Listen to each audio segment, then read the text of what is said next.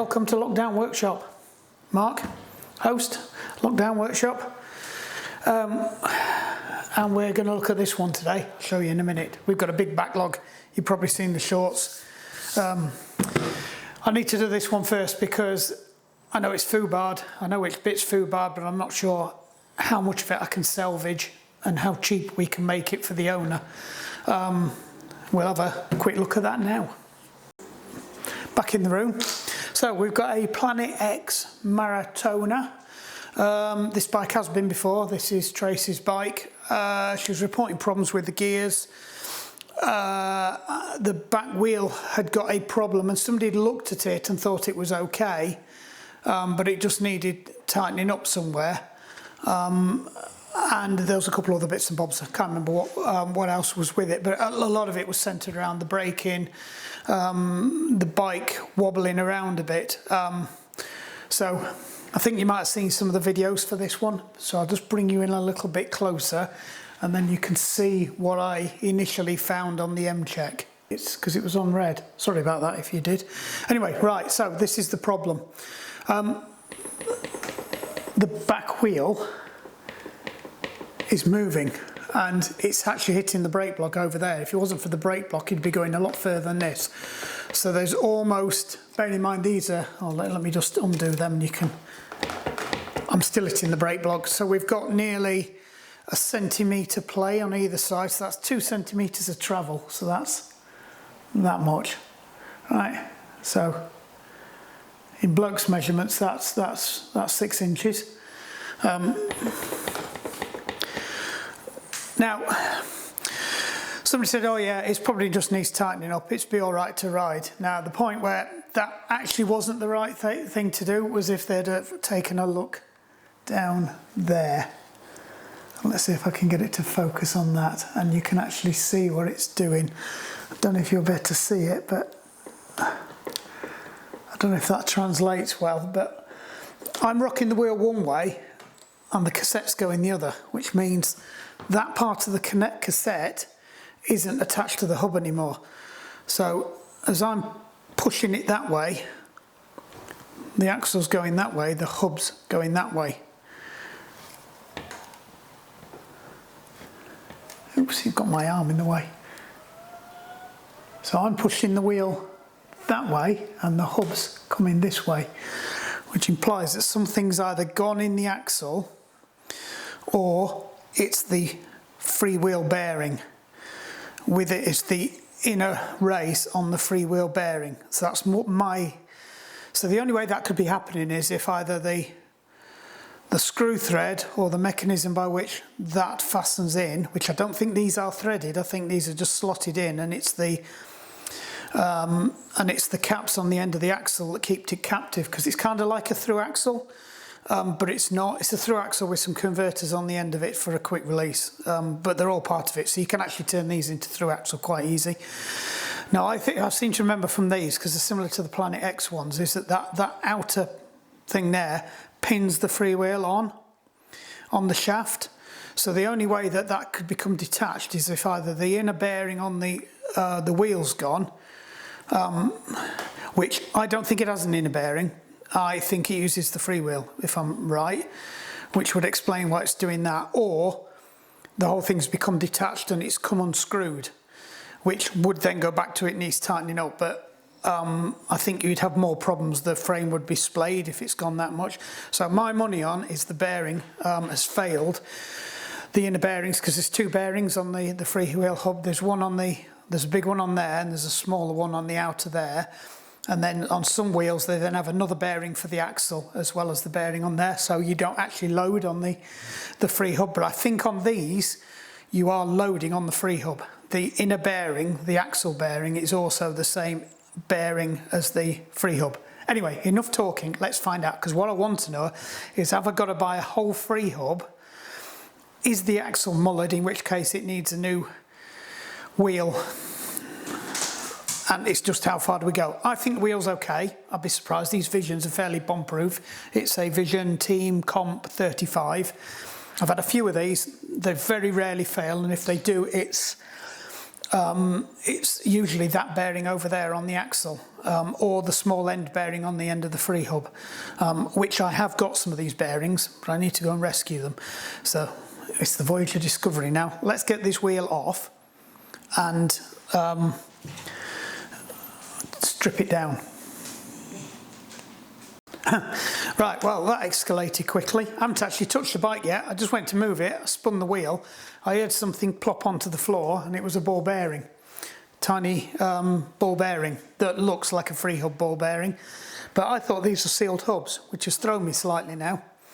I still think it's that, but I don't know why this has got loose balls in the Freehub, because I'm pretty sure that they are raced, unless the ball race is completely mullered. But it wasn't doing this when I did the M-check a couple of days ago. Just watch what happens when that goes forwards. Good. Does it freewheel backwards? No! The Freehub's completely locked up, which means it's completely disintegrated in there. So that's probably happened with me just rolling it up and down. So it's definitely the Freehub. So I think I was right there. I suspect if it is a seal bearing, the seal bearing has actually collapsed and it's part of the seal bearing that's now gone into the thing, but that's not good. Right, let's get it off. Enough talk. Let's get oily.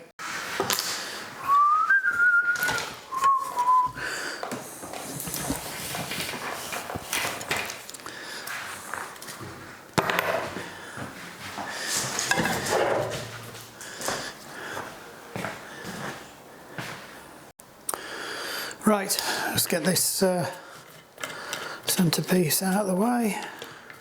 I don't know if you can see that. Yeah, that's not good. Right, let's shove that over there. Yeah, that's mullered. Right. I can't take the hub out yet because I need the hub in there to be able to take this out. So let me get my whip on. Get my whip on. My whip on of choice. Probably won't matter actually because.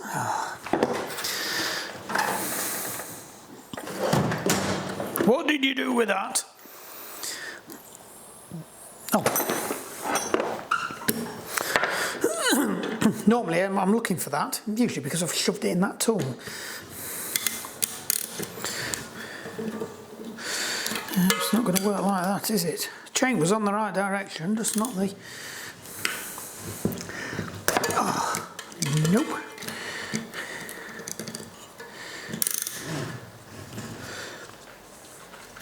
Oh. Hooey! Oh.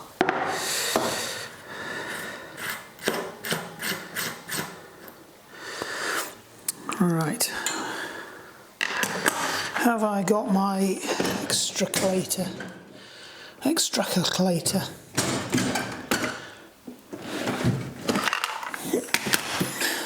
Because it's a Shimano.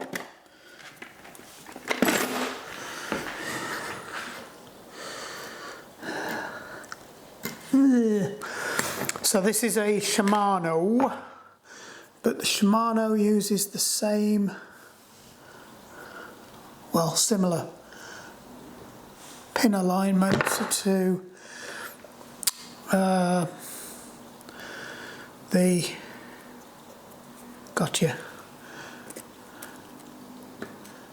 Shimano hubs, so they're interchangeable, so I can do that. Right, let's have a look at what's going on. So I need that, and I think I need a big one. Possibly that, maybe even that. I can never remember with these, they're all slightly different. So I'm pretty sure that this one's a...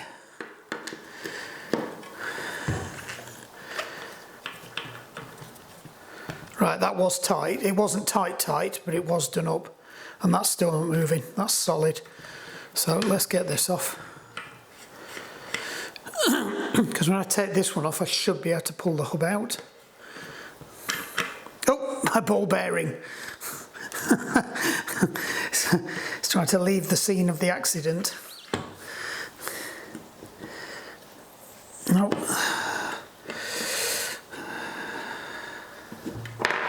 Right, so that's that one.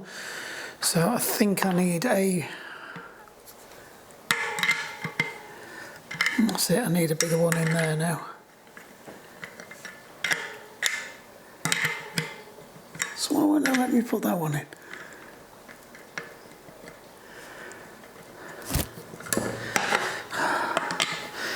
Trouble is, the higher I go with this, the more likely we are to... Oops, I'm going to lose the whole lot anyway. It's collapsed completely. I shouldn't be able to do that. Right, that looks like loose balls. Right, that shouldn't be able to do that. And you can probably see there's a whole load of loose ball bearings there.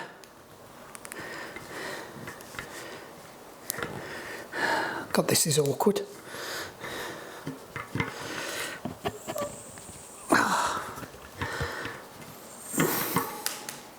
Oh, we're losing more ball bearings.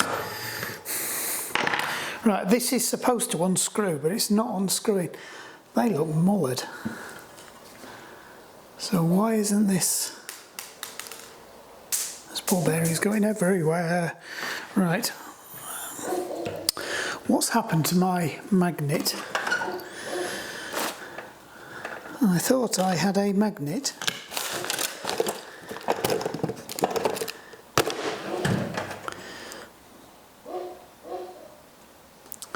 Right, bear with me while I go and find a magnet.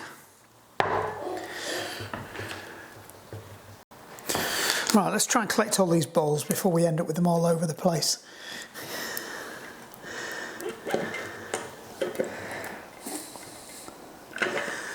Now that interests me no end.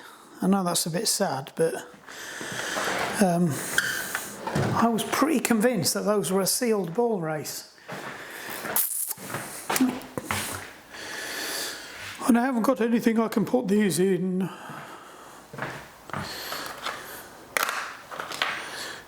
I don't know if I want to put them in anything, to be honest. Let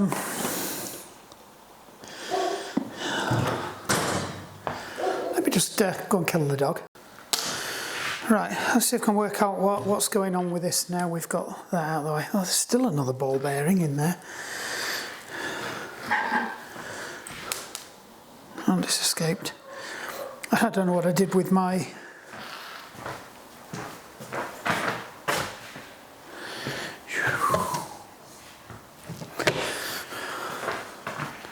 Great. Oh, it's there. Stuck it behind there.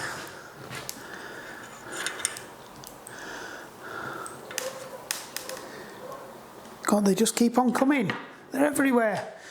Right. Interesting. Oh, well, at least the racket's back on again.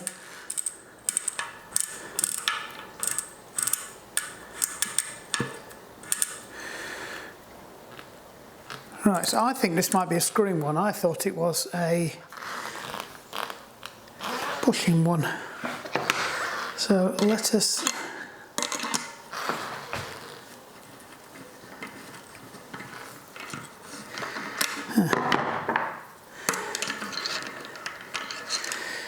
That's interesting. How do you get this off then?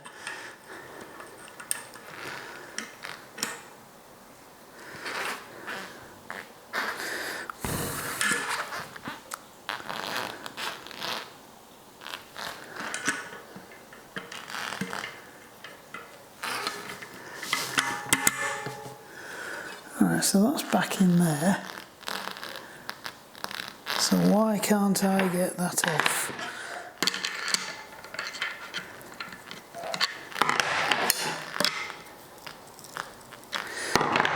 Try this one.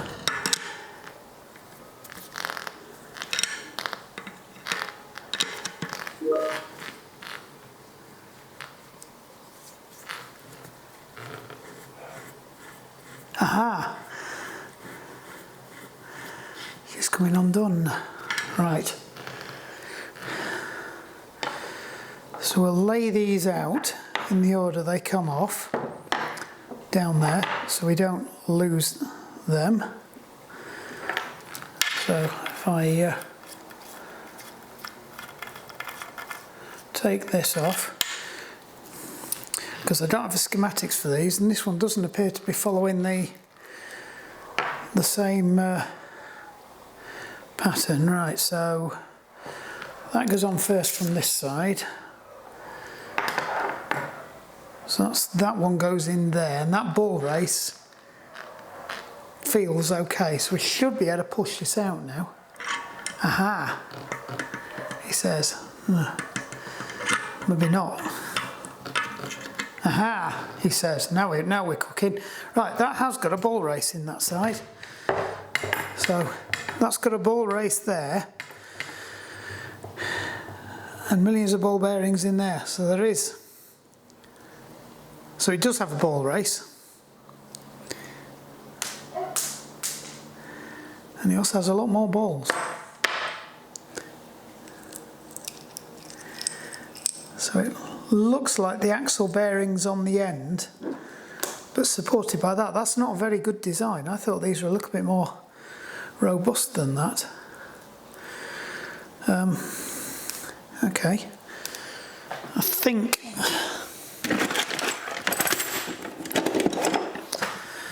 so you should be able to get that seal out. I usually get a new seal with these anyway, but I'll try and be careful with it. So, oh, I hope something's cracked. Oh no. That's weird. That's not what I expected to see. So we've got a shim there. We've not got to lose the shim. That's important, because that's sized exactly for this. Right. 1,000,001 loose bearings that have all collapsed horribly. See, I'm not sure what's failed.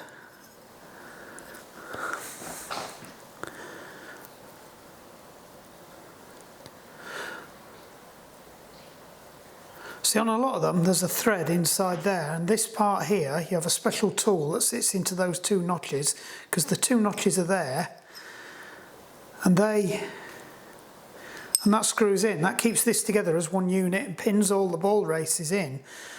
But that bit there, another shim there, that bit there, and that's where the other shim went as well on there. So those two shims go together. So it's the big one at the bottom. And all the tangs look okay, but that would normally unscrew. And I can't get that out for some reason either. Oh, that's because I have to get that. Right, so we need to knock that through. This is a problem with doing it off the wrong side, so.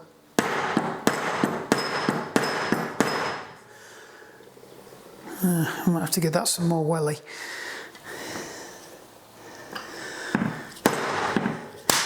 There we go. Bearing out. Right, so that bearing feels fine. These are that's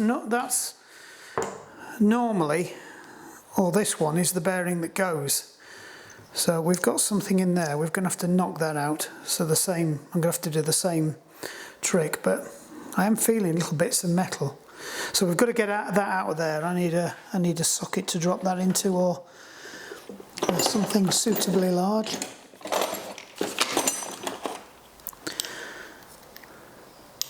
No, that's not large enough. But I've got nothing down here that's large enough. What have we got in here? I don't know, actually. We should have some bigger stuff. Is that bigger? No. That's annoying. We might need a... What's one like that? Is that... Will that... No, that won't do it. Right, that will not do it. No.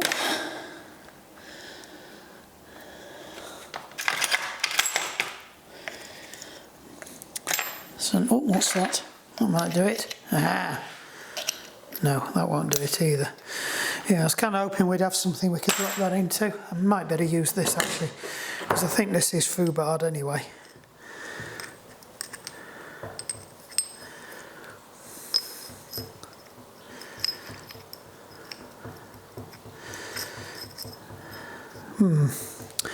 Conundrum.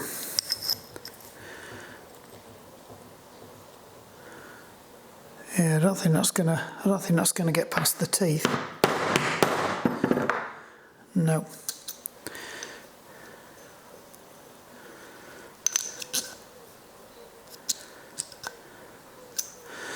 Yeah, you can see where the bearing's collapsed. It's actually been cutting into there as well. Right, so somehow or other we've got to knock the bearing out of there, but I think that's the least of our worries. It does look like something has possibly died in there. Very odd. So we've got to get that out. See, on other ones that would be a cup and cone, and that would screw into that bit, and then that whole assembly would go in. And that bit looks like it's screwed in, so I need the really big one, which I don't have down here unless I've got it in here. Right, just bear with me and I'll see what tools I've got down here.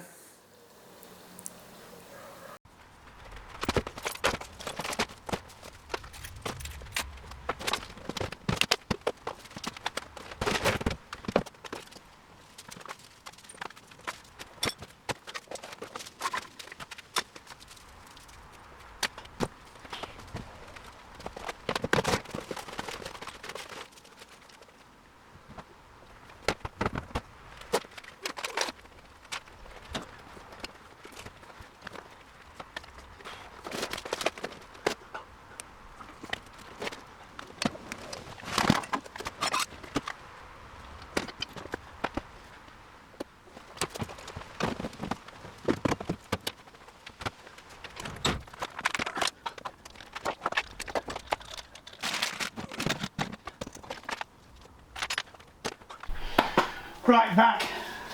That was mildly amusing. I just managed to lock myself in the garage. It's just a normal swing down counter sprung garage door, like most of the garage doors in the UK. I think you tend to have section roller shutters in the States, or drum rollers. We tend to use these goddamn awful counter things that take up a whole other room this way. It's just one solid door that does that and down. Ours is actually quite a good one. We spent a bit of money on it, but I've been swinging the door up and down by the actual locking rods, and I may have moved one slightly, and I come to get out and I couldn't get out because the locking rod wasn't releasing the top lock. It's got several points all over it. It's got a multi-point lock, so you can't force the door or bend them over, which is how most of the little scroats break into your garages around here, so it's quite difficult to do it on ours. Anyway, right, I fixed that now. You didn't see that because the battery had gone flat on the camera. I just had to nip down and get the batteries, and I went and fetched the remains of this. So we're carrying on with the Planet X Maratona. This is all one video, so this won't be the beginning, this will be halfway through a video, hopefully, unless I've done something wrong. And if you remember last time I was trying to get this centre out, say last time, it was in the last 30 seconds if you've been watching it. So this bit has sheared off. I was watching back the video because I've been cleaning up the other bit before I do this bit. I have managed to source another one of these, and I have got a spare one, but I'm not sure it'll fit this. They all use different codes and things. I believe this should fit, and it'll be good for me to mock it up and just check it's okay. It is a ball raced one. It's one I rebuilt and re-ball raced. That came off another Planet X bike that the balls had collapsed and it just sounded rough. I've never put it on a wheel. I suspect it'll sound rough. It's one of those emergency ones. We've ordered a new one for this. I've looked into this actually now, because this had broken in such a way that I was genuinely concerned that if that happened while you're going along the road at any kind of speed, you would be in a rate tacking. Turns out vision did put a recall out on their wheels, and I suspect it was this hub as well. It has completely sheared off. I mean, that's normally a heavy duty bolt, and it is completely, it's either a friction fit or it's welded, or it's not machined, it is pressed into there, and it has sheared off. Part of the bolt is still in there, and that's rough, that is mangled, so that's really bad. What's worse is there was a recall. This is the original owner of the bike, and the company that, well, I'll be honest, is Planet X, have not contacted her to say there's a recall on this wheel. So, and these were a very popular wheel. So if you're watching this, you've got a Planet X bike from around 6 years ago, I'm guessing, when the Maratona was out, or you've got a Maratona with these Vision 35 wheels on, get in touch with Planet X, because that needs replacing. That is really, really dangerous. Tracy's quite lucky she didn't come to an end. I think what's happened is she was on a slow hill going up when it went, and actually it's collapsed to the point where it's actually cut into the inner axle, and there's quite a lot of damage there. It's not bent it, but if you were going along at any speed, because that's so rough, that would have eaten through there in no time at all, and the wheel would have gone completely over, and you would have gone down on the road. So that's shit, really. Naughty Planet X.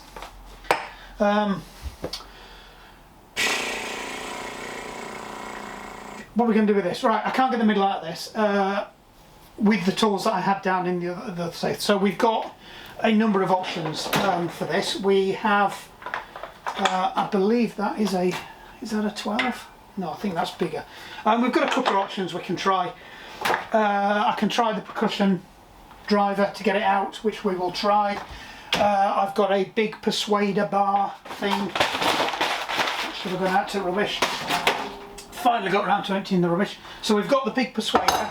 It is a 12mm. I have a better 12mm Allen key there that goes in, and I can either do it from this side or the other side. It does actually fit from this side, so it might be easier for me to do it this side, because I can, rather than me coming from the other side, which is why I was going, there's too much leverage on it.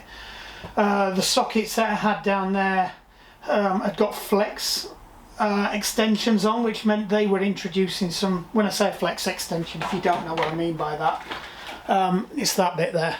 It's not square, and it allows it to jiggle around, so you can finagle it round bits that don't want to be finangled round. So these are normally done up to about 40 or more Newton meters, but they don't, to be honest, they don't need to be. And the reason I say that is because they are self-tightening. If you're pedaling back, you're on the ratchet, so they won't undo. If you pedal forwards, you're actually tightening them up anyway. So it's one of those things that they're not going to come undone. But for some reason, people do seem to over-tighten them. So we'll give it a quick go with the windy gun. I'm not expecting great things. So let's just get you closer and you can have a look at what I'm up. I've got the roadie directional mic on as well tonight, not the body mic, just in case you're wondering. I'll be interested in feedback if you notice any difference. So let me just check we're doing this the right way. Yeah, so it needs to undo. It's a normal right hand thread. Oops. That wasn't so effective. Oops, come on, in you go. That's not working. It's not gripping hold of it enough, sadly.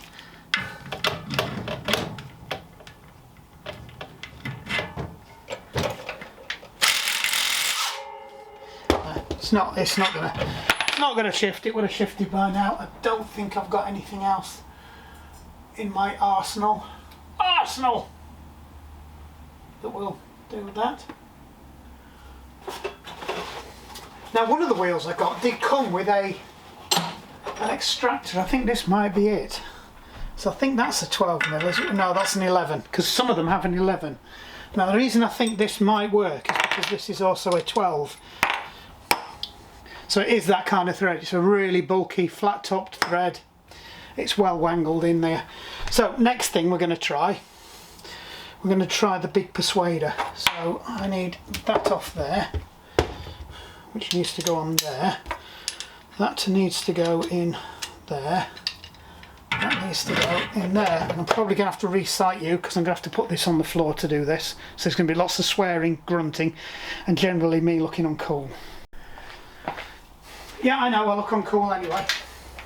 And the workshop's in a mess as well, yes, I know that too. So I've got to try and brace this against my leg and just see if we can get it to pop. And it will pop as well. Oh, that'll, something will snap. Probably my leg. Ooh. Flipping heck, I honest to God did not expect that. Guess you didn't notice, all the pores have just flown out. I perhaps should have removed them. So, that went with such a violent crack. All the little pores that sit in there with the little springs all just flown away. Never to be seen again. I'm not too concerned. Well, I am slightly, because they're actually quite hard things to find. Oops, the rubber seal's there as well. We need to rescue that. Right, so that is exactly the same as that. So, if the new one doesn't turn up soon, we can go and rescue that. I'm going to see if I can have a look for these pores, because having spare pores is quite a useful thing to have. Though I did, as you saw in the last video, I wasn't kind to them. Oh, there's one there. So we found one of them. That's what we're looking for. Those things there. Focus. And some little springs, and I think there was a metal retaining clip that went over the top of it, which we will never also see again. Right, bear with me 2 minutes, we'll see how many of them we can find. Meanwhile, talk amongst yourselves and have a guess. Boom, back. Right, we found two, the spring, and 15,229.5 dead wood lice. It's best not to ask about the 0.5. Right, we got that out, didn't we? Right, so that's out. Deceased bit is out. So that piece in the middle, that screws into there. So that piece is this piece here, and that screws out, and that comes out. So you can see that's pressed over the top of that shaft in there, and when you unscrew that comes out. But or does it? No, I remember what, right, no, I remember what happens this now. Right, that there carried on up to about there, right, and it's threaded. That piece there has got a thread on the inside, and that threads down onto there, and that's the top ball race, that's the bottom ball race, and the balls are pinned in between in the other bit that I haven't got, and I'm not going to take that to pieces. I might have another one in here. Let's have a look. Wheels. To be here if it's anywhere. Here we go. Right, so if I undo that bit, which I can't do, can't remember which way it is now. Oh, and the tool for this is down in the other one. I forget. I can't show you. But that bit unscrews, and you can see it's pressed into there. So that central bolt has actually sheared off. It's not that it's unfastened; it has actually sheared. So that's, you can see the thread. It's yeah, it's mullered. So I suspect that piece of metal wasn't thick enough, and the thread was cut too deep, and the thread's been cut, and it's put a weak spot in it, and it's just sheared on that weak spot, because it does take all the load. So if you imagine the ball bearing for the outer race for the hub is actually in there. There's nothing supporting this central section on the axle at all. That is the only ball race. All the other races are in there that are for this, for that bit itself, and that screws in behind here, and even that's full of shite as well, so we've got to clean that out.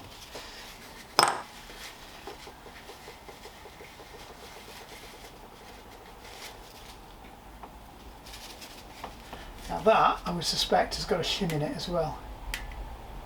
No? Sometimes they have a shim in as well that's specific to this, to the rim, to make sure it puts it in the right place, but this one hasn't, so it obviously doesn't need one. It's right for that, because that will be a standard measurement, and that's the only reason this might not work. So that'll screw on like that, and then that's it, you're done. And then when you want to get it off, you stick that in and you screw it back off again. So we have got a fallback problem with. We have got a fallback option if we need it with this rebuilt one. I'll chuck that in as well for spares, because sometimes I get them where they have the paws have got knackered, so that's not a bad option for somebody else. So it'll go into the box of doom.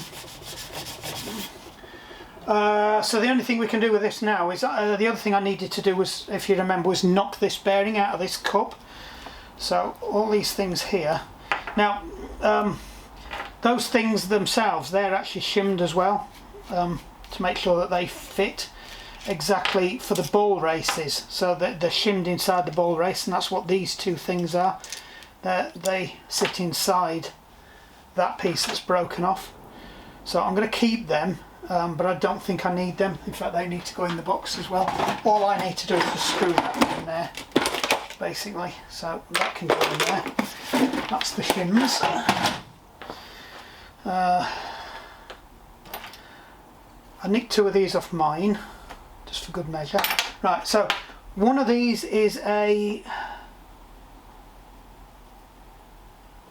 6902, and the other one I think is a 6000, if I remember rightly, 6000. So in my other box of goodies,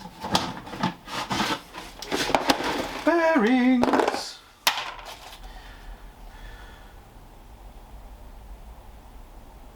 Front bearings, bottom back it. It's even labelled Vision Rear. So that's one of them. That should be that one. 6000 RS. Can't read that. It's a slightly crappier writing. 6000 RZ. So that bearing doesn't feel that bad, but I'm in here, and for the sake of a fiver, we might as well deal with the bearing. Now the outer race bearing that sits in the so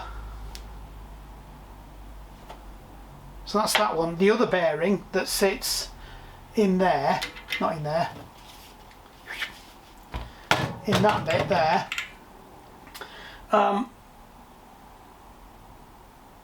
no, that bearing comes with it. So I think it comes with one of those bearings. It's one of these bearings we need to replace as well. Now that bearing feels alright, but again, what is it, a 6802 I think.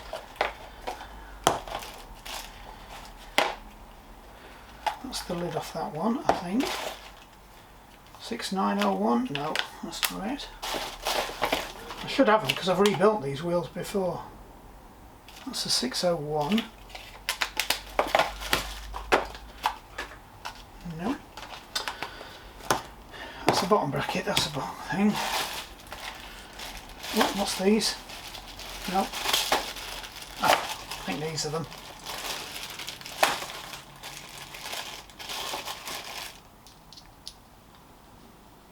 Yep. 6902, 6902. Right.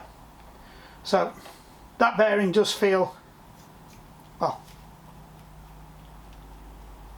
it's smooth enough, it's running, but it's running a little bit too free. If you compare it to that one, that doesn't spin. So that one, we'll chuck it in the bin. We'll keep hold of so that's the wheel bearing. It might not need, no, it does need that. It does need that one. It might not need this one, but that's the one for that. That's the replacement for that. So we'll keep hold of that.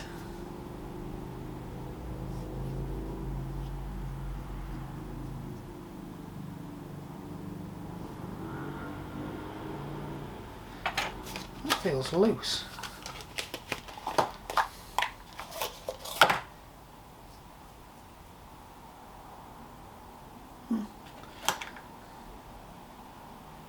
Interesting. They actually feel quite loose. Maybe they're supposed to be. Anyway, right, we'll shove it in there. That's the one that goes in there. That screws onto there. That screws onto there. We need to keep that seal, but I think we get a seal with this as well. So we'll just keep all of that. And then I don't need to knock that out of there because that's absolutely mullered anyway. But as I said, I think that's the threaded bit. In fact it is, look, it's coming out. So it has snapped on the thread. Right, so that was the theory that I had. It's actually snapped on the thread, so it is the centrepiece that's failed. So that's interesting. So what we're going to do is we're going to keep this bit, because that unscrews, and I've got a... So the only difference between this one and this one for that bit is that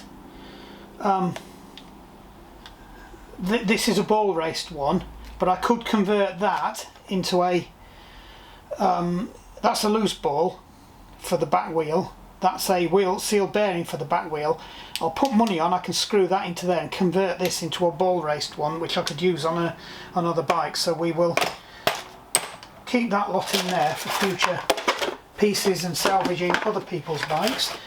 That's the rubber seal off it, which needs to go on there. Now I think I do get a new rubber seal with the one I've bought. Pretty sure I do. And that's coming from Winstanley Bikes. If I remember, I'll put the order number in.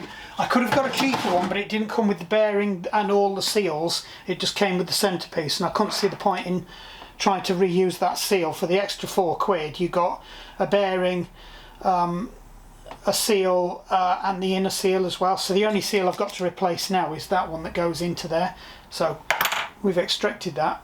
We can chuck that in the bin. And again, that's really fucking shit design.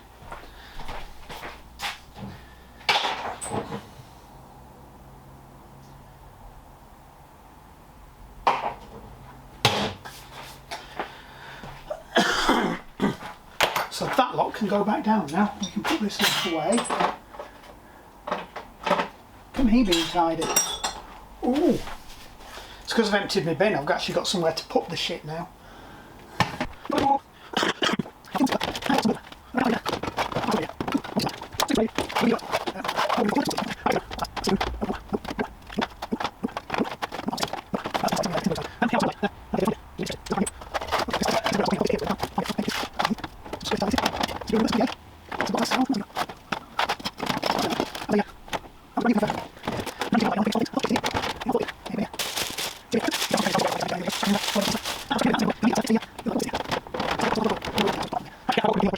Right, I have found something I might be able to use. I've got some gel coat that I bought. So what this is for, my winter bike, strange, my winter bike, the bottom bracket's moving again. So that's the orange bike, the Holsworth Super Professional Light, Super Pro Light, whatever it is, that one. Yeah, the bottom bracket's moving again. It's really bad now, to the point where I'm considering writing the frame off. So this is last chance saloon. I did talk about bonding the that fancy bottom bracket that I bought into the frame, because the bond will fill up the gap and stop it moving. But actually, if I pour some gel coat in, because that's essentially the stuff that they use in the frame anyway, it's fiberglass resin. So I could mix up a bit of that and do the same thing if I can't find it. I bought some Araldite, which is some epoxy based glue, resin glue, hardener kind of stuff. I can't find it anywhere. Brand new as well, so that's probably down in the house somewhere. But anyway, I think we'll move on to the house now. I'll put that in my pocket too, and then we'll head on down. No, it's not in there either. Right, back down to the house. Boom. Hope we've got sound on this. Let's just check. Hello. Yeah, we've got sound. Oh well, reasonably focused too. Turn the monitor screen around so I can see what's going on.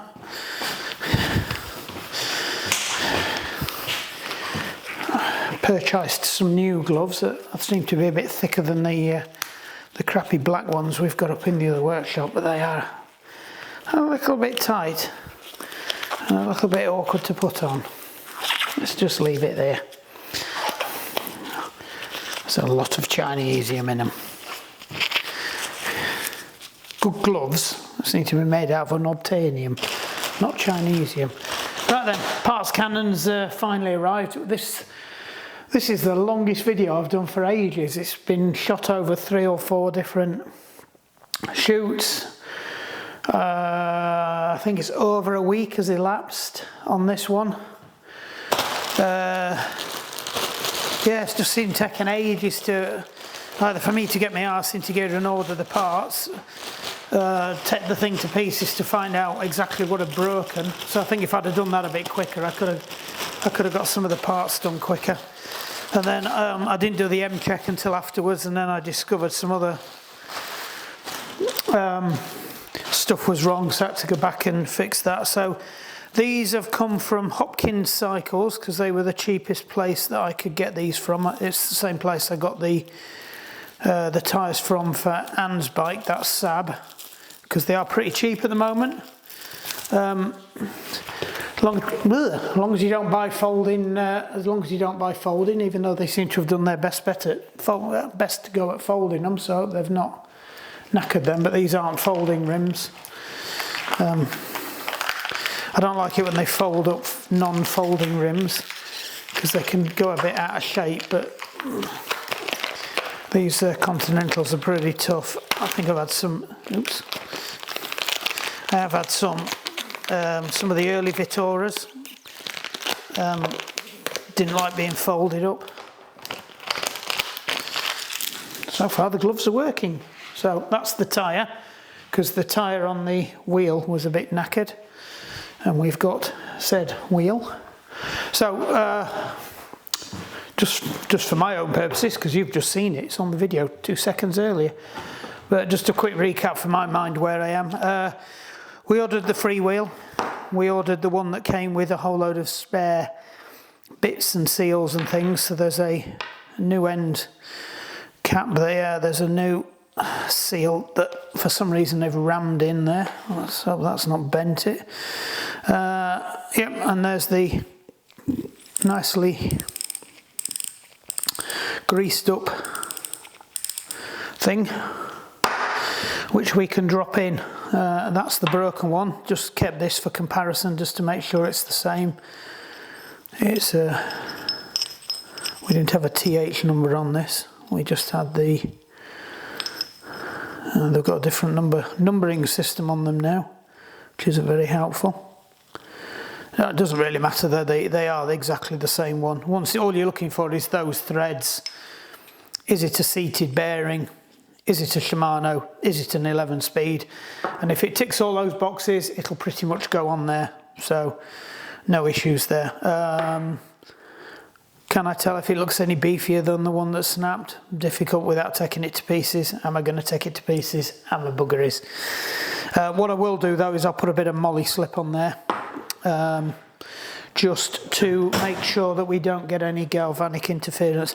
I do need to order some service grease for down here, so I don't have to keep remembering to fetch it up and down from the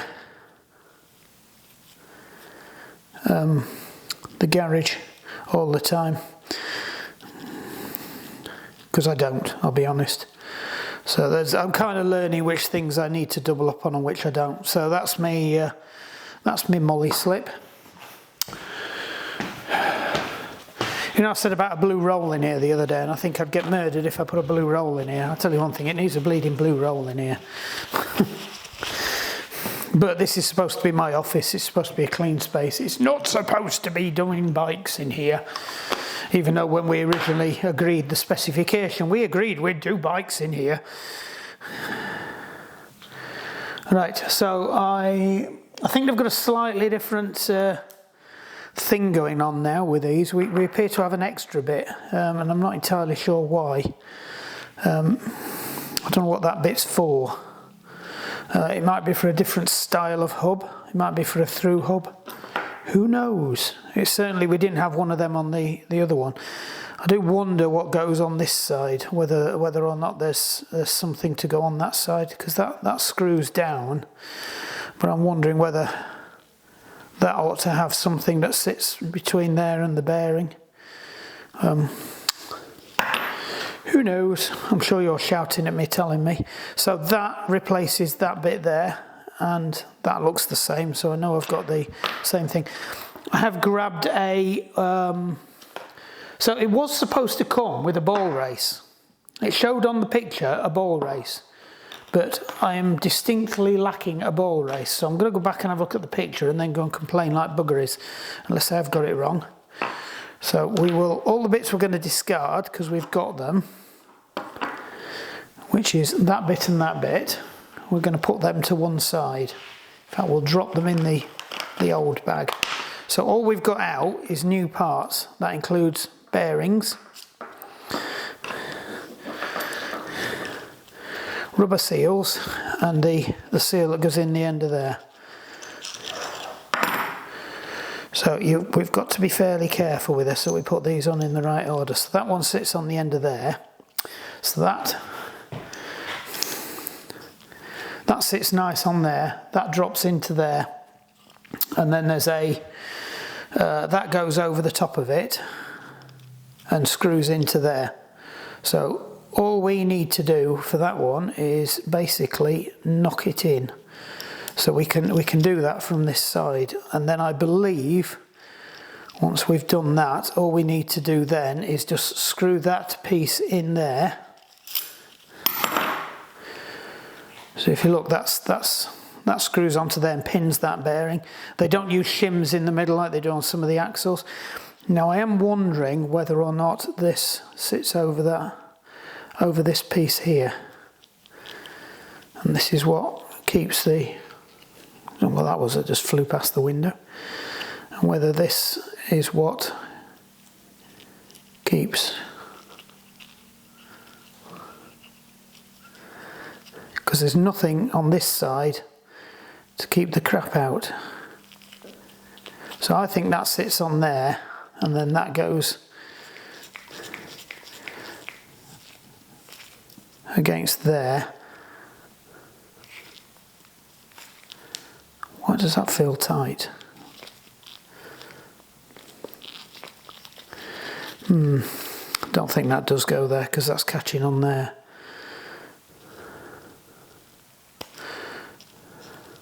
So I think, that just relies purely on that. I don't think there's anywhere on the inside for that to go where it could...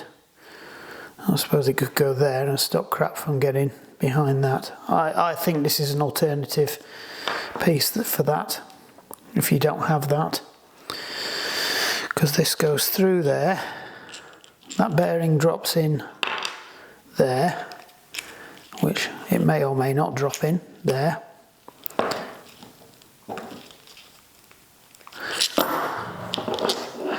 and then we have that bit that goes through that. Right, not sure where we got to there. I was getting a bit flustered. It's been one of those days today. I seem to remember I was waffling rather a lot. You are recording, aren't you? I thought I'd press go as I came past. Yep, you're recording. So I've just had to nip up to the garage. I suspect you missed that bit. The kit was supposed to include a set of bearings for the end cap there, but I've got both sets of Vision bearings. I bought bulk in them a few years ago. And it was also supposed to, I'm pretty sure, contain that seal, which sits on the bottom of this and stops the crap from getting into there. So it sits on there like that. And in theory, that's supposed to stop all the crap from getting into the back of there, or something like that. Who knows?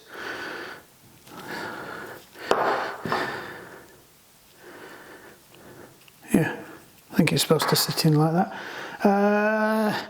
So it either sits like that, or it sits like that. I suspect it sits like that, and as it gets pressed down from that bit in there, it causes it to seal. I thought it was actually clipped into something, but I can't seem to get it to clip in. It seems to, it's almost like it wants to, but it doesn't. So we'll see how that ends up. It may or may not work. I think best thing to do is glue it down with a bit of red grease. I've been and rescued the red grease because I had also forgotten that. So we'll put a bit of red grease around here. I'm going to order another one of these, I've decided. Obviously without the bit of onion or whatever that is that's stuck to it. So, I don't know if you can hear that, the fridge is having a bit of a hum. Right, so if we drop that in there, it's a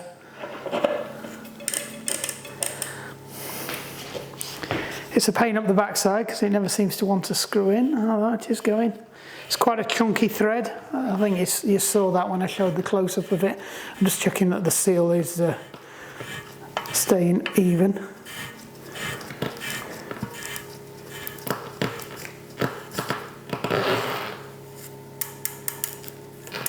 Oh, that's weird.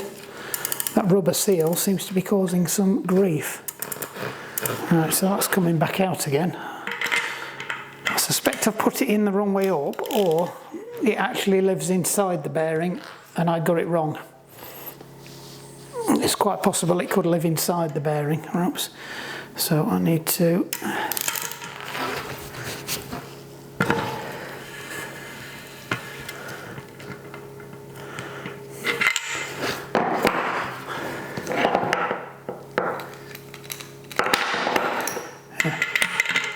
So when I disassembled the old one, well, it fell to pieces. There was a rubber seal on the back, but obviously you couldn't tell where it went because of how it's screwed in there. So we'll give it one more try. We'll flip it around the other way round, and if it's still catching, then we know that doesn't work like that, and the rubber seal actually lives inside there.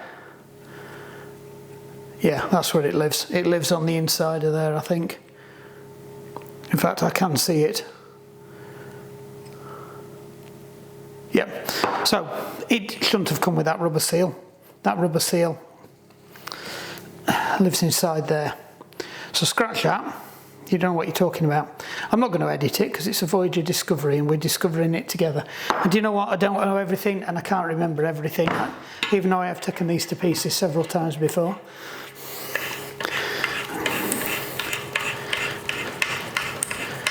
That's going in a bit better now. Right, I will just give it a nip. It doesn't need it because it will get tightened up when you pedal on it, and it can't come undone because to undo it you have to twist it that way, and that's the freewheel. Right, so we've got the bowl races in that side, so all we've got to do is just knock the bowl race in on this side now.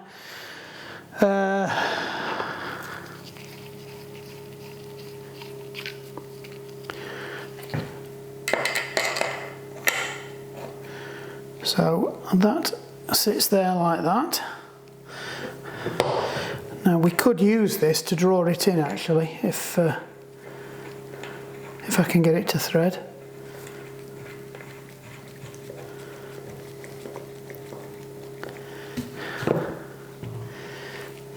Because you can, that's it, so that's fastened to the thing. So what I could do now is screw that in, and that would pull it through. And there's plenty of thread there, so it's not going to do any harm. And that's resting on the inner race.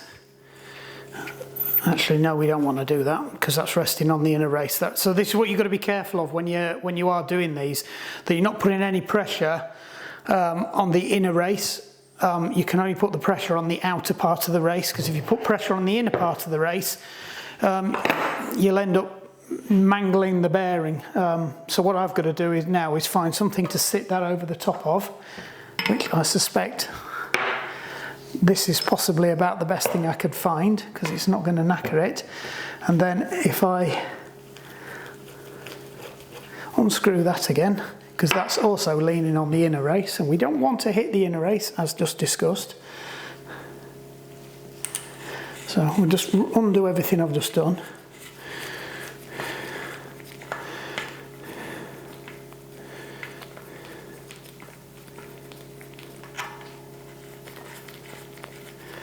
We'll just get a socket and knock that in from above.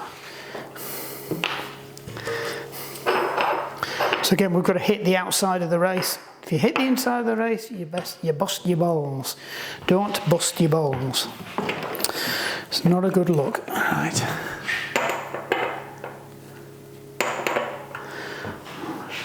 Shame we ain't got the old bearing.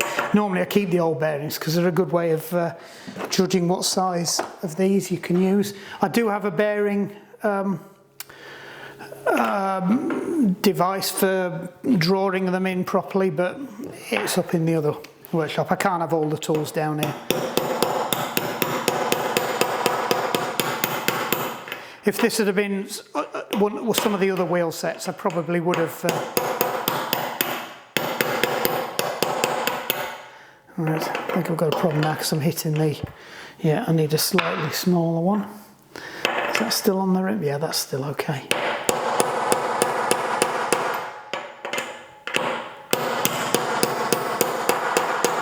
I've seen somebody just put the bearing there, get a blowtorch and just warm that underneath, and the bearing just drops in.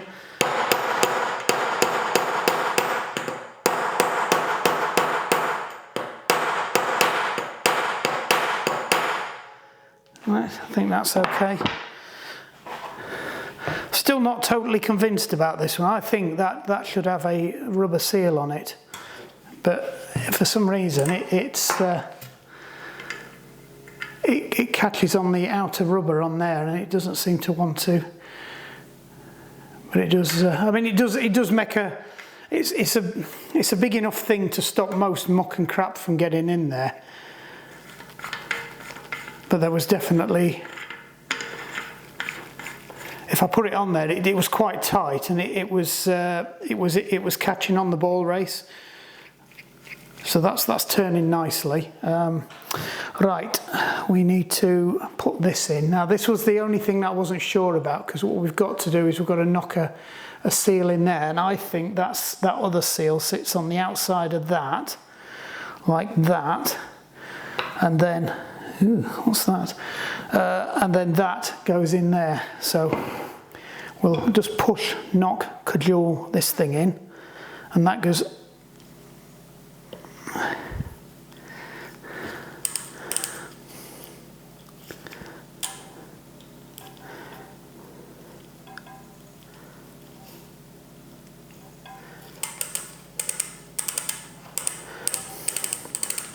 And then that goes through there. So I'm wondering whether that sits on the outside and rubs up against that, because there's definitely, that's supposed to go through there. So that could sit on that side of it. Oh, let's have a, I don't think that would work though, but we can always have a look. Screwdriver. The trouble is there's no instructions for the set, so it doesn't tell you what all the parts are for. It assumes you know, because you've stripped them off the one that was already there, and I've got to be careful we don't muller it. Right, I think we're going to have the same problem. Right, that's fastened to that. That sits on there. That sits over there. So if we put that, no, I think. Yeah, that's got to go all the way in anyway. Right, that's got to go in, because we've got to get the threads for the freewheel hub has got to go all the way down in there. So the bolt that holds the freewheel on, that screws into those threads on the edge of there. So this has to go all the way down.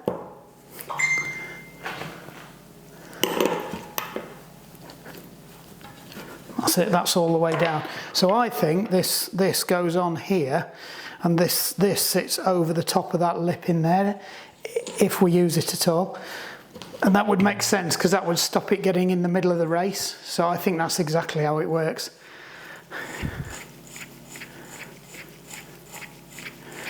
And we'll find out because it'll either spin or it won't spin. And if it doesn't spin, we'll take it off. Because this does go through that race with that seal we've just put on. No, that's fine. That's spinning lovely. Right. Brilliant. So we don't need to worry about that. Right. So just to be on the safe side, we'll wang a bit of red grease in there because that'll stop muck from getting behind it anyway. It acts like a barrier. Right, so what we can do now is just give that a final nip up.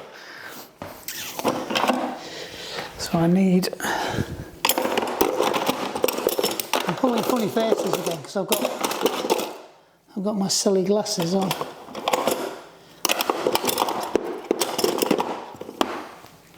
Right, so we need that and a 5mm. Is that a 5.5 or a 5? That's the 5.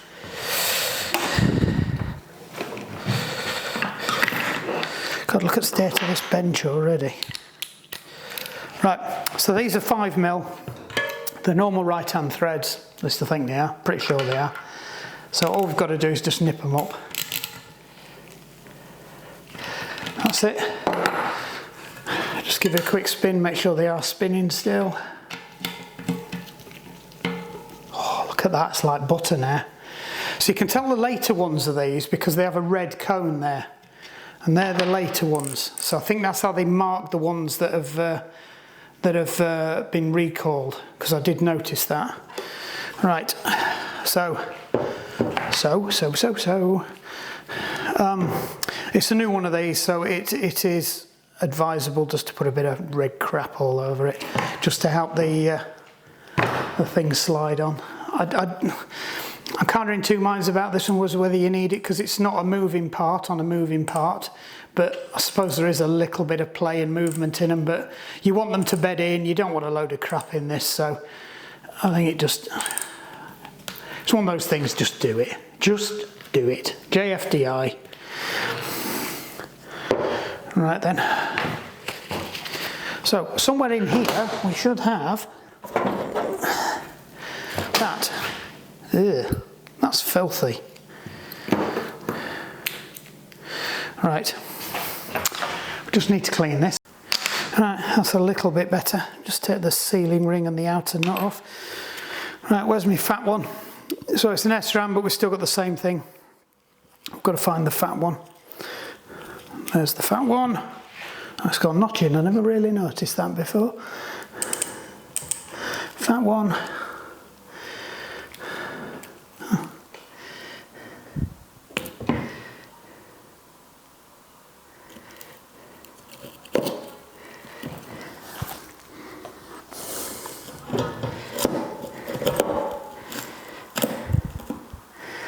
There we go. Straight on. Fat one, fat one, fat one, fat one.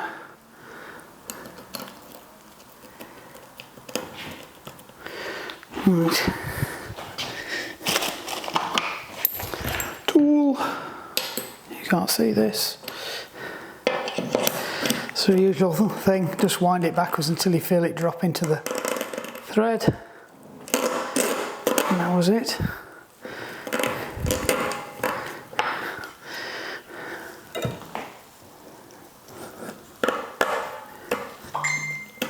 Oops, no, that wasn't it. Oops, and now that's spun round. Oh, we're making a right mess of this.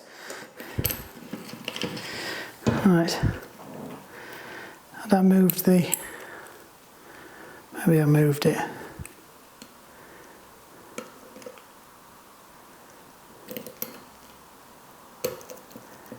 Right, so try again.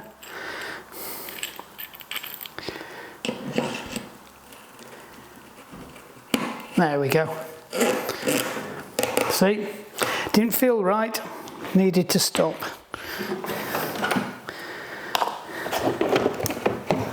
Okay, where's the funny thing?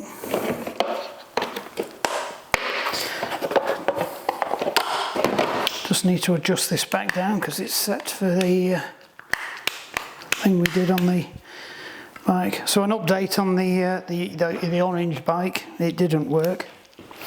So I'm devastated. So I'm going to have one last go at gluing it. I may or may not put that on camera.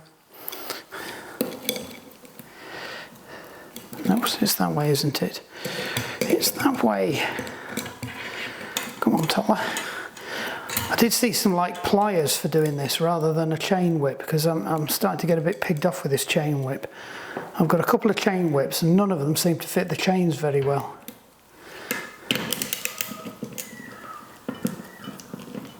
That's it.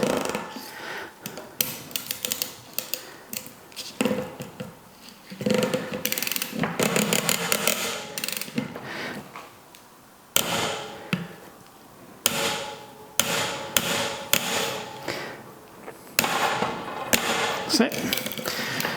It's actually quite hard to feel it with this one. We'll probably put look all over it.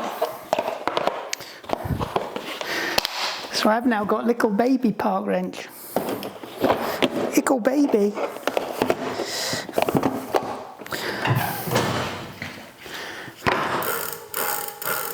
Well, that's better now, isn't it? It's not rocking from side to side like a deranged thing. Right, let's get these in.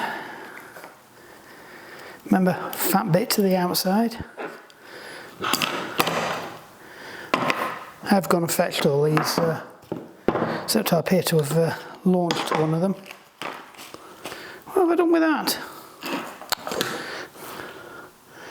I'll be tripping over that one tomorrow.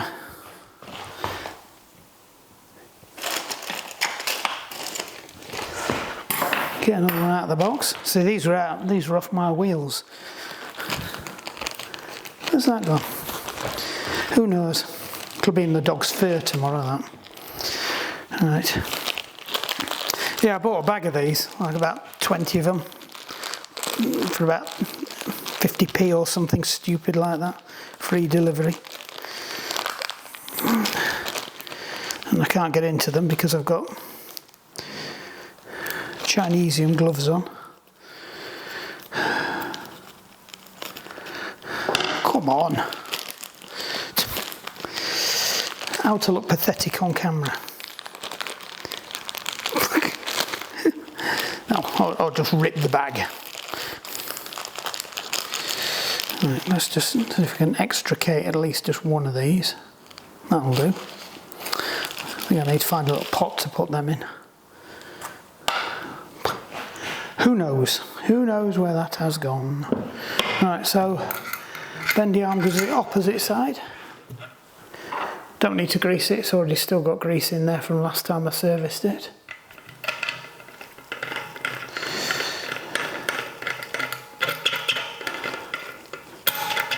There you go. Alright, that's ready for putting on the bike. We've still got a couple of other bits to do. We've got to do a chain. We've got to put the tyre on this, and a few other bits and bobs, so I think it's probably a good time for me to take these off. Ugh, sweaty.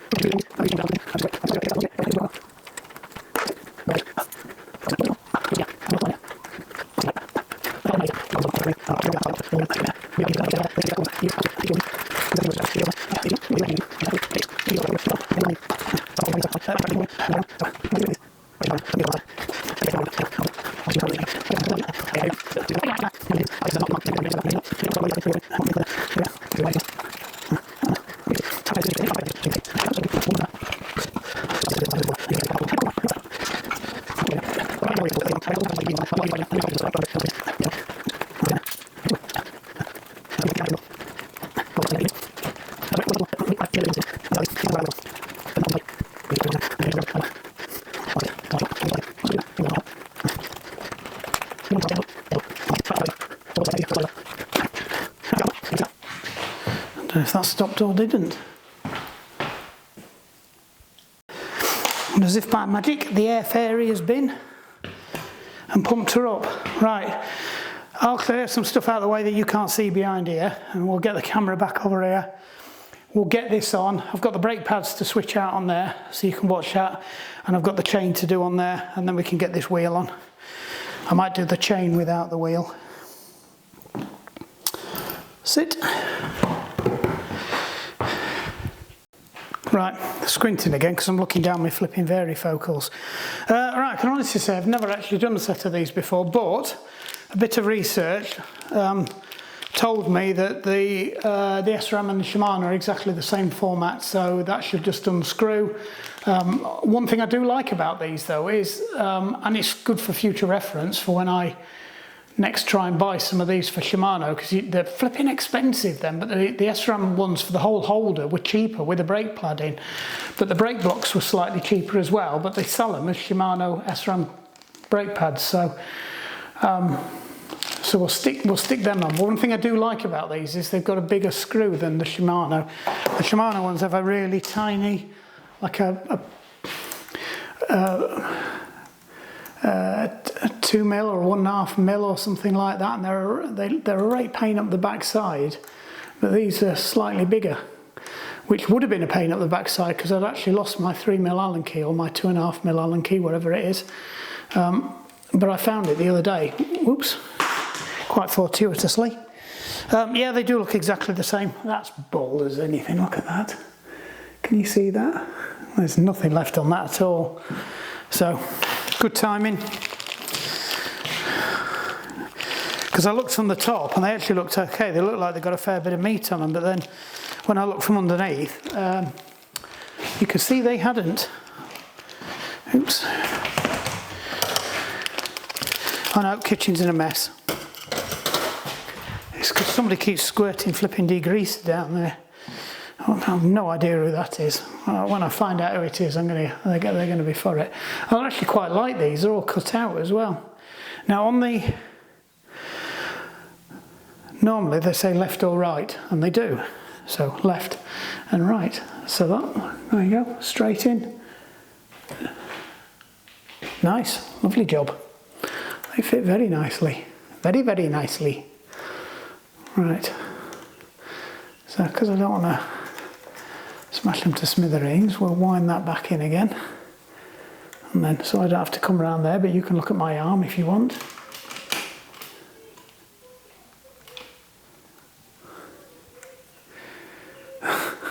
Can you hear Joanne? She's talking to the, she's rescued another bird. And it's a little like black bantam. It's just a bit crazy. She's out there talking at it. But the trouble is she's speaking chicken, not bantam. And believe it or not, they do this completely different language.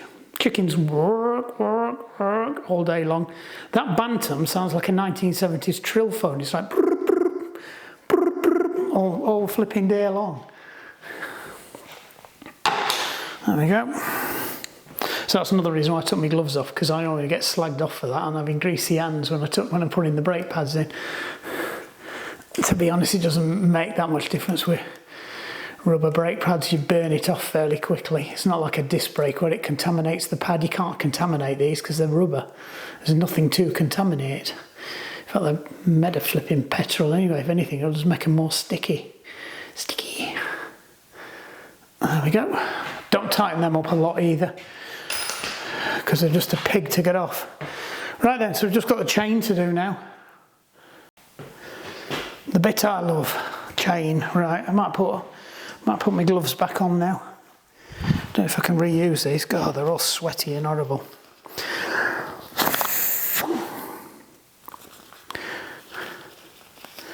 So they're going a bit better now, second time round. They're really good gloves, these actually. They were about £9 for a box of 50 pairs. I'm assuming it's pairs. I'll be a bit disgusted if there's 25 gloves. I'll be even more disgusted if there's 25 lefts and 25 other lefts, because I'll have to blow some up inside out. It's quick thinking, that. No, they seem fairly tough. They're quite thick. They weren't specifically sold as automotive ones, but they do. They've lasted. Normally, I'd be through the fingertips by now. sweaty. Actually, it looks like the universal. They are universal. You can wear them left or right. So they are 50 lefts and 50 or 50 rights. They've got the grip on both sides. Didn't notice that. So I'll shut up now because I'm a bit of a pillar, can't I? Smart ass.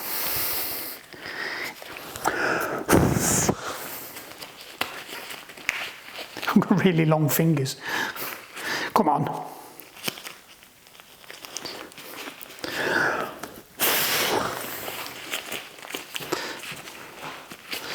Right, now it's an SRAM, so I am guessing it's an SRAM and it's an 11 speed, so we should be somewhere.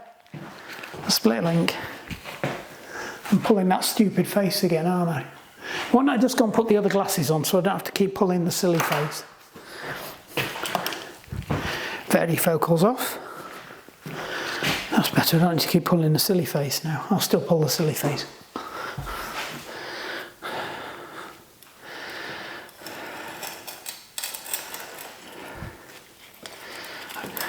Should have put the spinner on.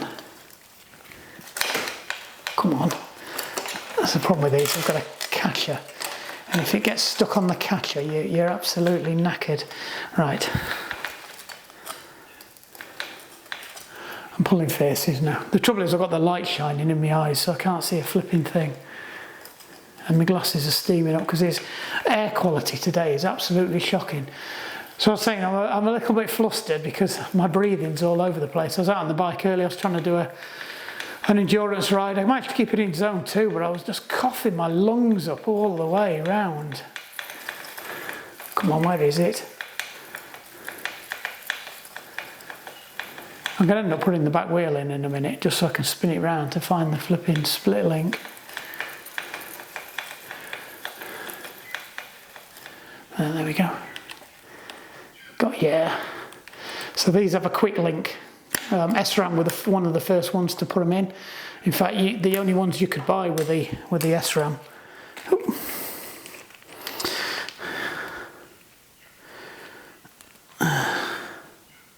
Please don't fall on the floor.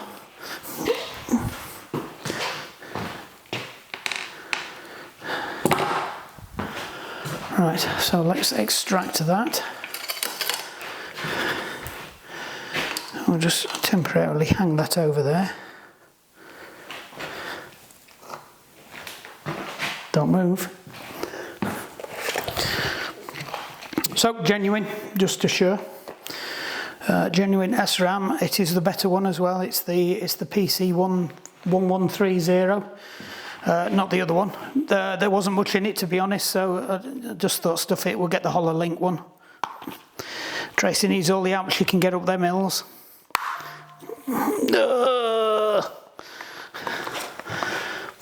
See, the problem is I've lost my knife. Found my knife again. I thought I'd lost my knife. I couldn't find it the other day. But that's because my eyes are painted on. And it'll obviously have been right in front of me. I might keep this box. I need some little boxes for keeping bits in, like them flipping... Right, where's the split link?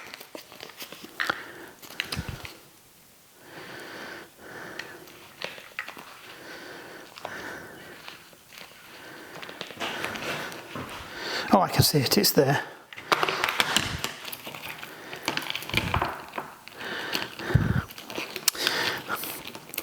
They've actually helpfully put it on the ends for me, which isn't that much help because I had a horrible feeling then you had to buy the split links separate because they do sell them, but obviously that was because everybody used to buy them to put on theirs because they do fit the Shimano's as well. Right, so the chain doctrinator, wherever that's gone, I've seen that somewhere already. That was down that edge. Got ya! Aha! Alright, let's wang that out. Worst job in the world. And that was the one where I always say, I used to have a nail that I used to hang these on side by side and it made life much easier. And obviously I don't have that now because it's a nice clean building.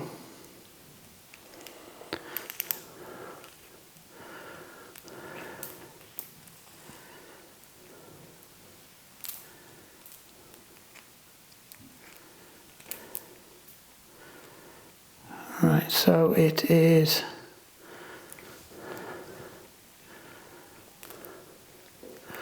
that one that we want to break. So we're just going to chuck that down. That's a bag on the floor, by the way, before Mrs. sees it and says, "You've just chucked that oily chain on the floor. I've seen the video." There's a bag on the floor. I've just dropped it into the bag. It was the bag the tyre came in. Because it's a very nice room now, and it is a very nice room, and I'm very lucky to have it. And I shouldn't really be doing mucky bikes, chains and things in here. It was more for setups, but I'm not going to open the garage up just to take this up there, just to put a chain on. And there's no reason it's not touching the floor. I've got gloves on. I will clean my hands. I'll chuck that in there.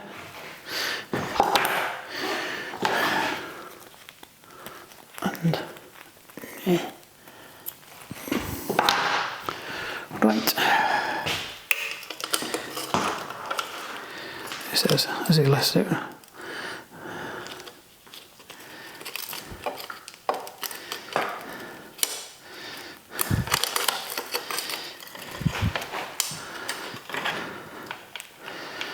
So I'm trying to cheat to make life easier by not doing it with the back wheel in. I've never tried it I'll be honest, never tried it like this before. It just seemed like an idea.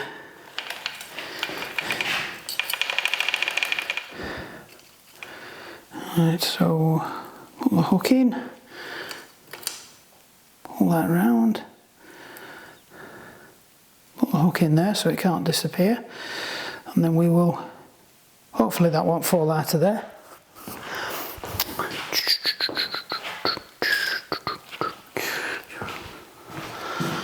Right, where's the arrow?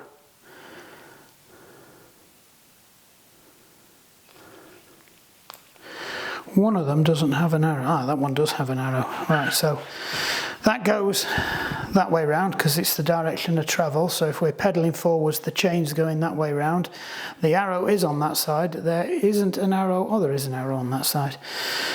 Because the weird thing is, if I put it on that side, you can't see it, but you always do it for the outside. The writing's always on the outside. That's why it says SRAM there. You always put the writing on the outside. If it's got writing on both sides, it's a universal chain. Unless one of the pieces of writing says this side out, which I have seen on the chain. I haven't seen it for ages though, so I can't even remember what make that was. It might have been a Campagnolo. I don't do much Campag stuff anymore.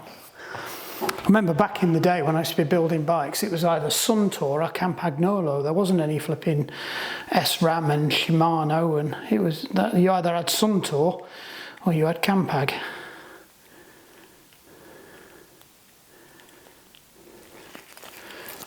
That's it. I do like them. They're much better click. You can actually do them with your hands as well, but they feel like they really engage well. Alright, trying to keep my fingers off the braking surface or I will endure the wrath of the internet.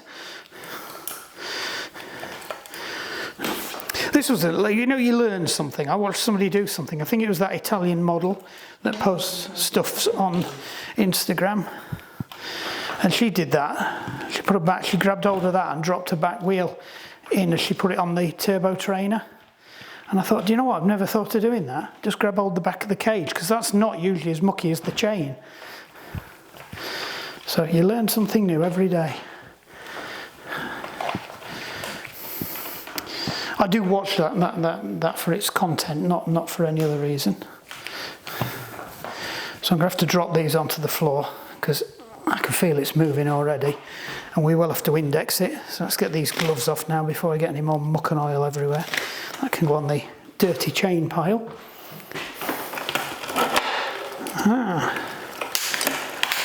Let's just give it a quick tertiary one before we check the wheels are actually seated properly.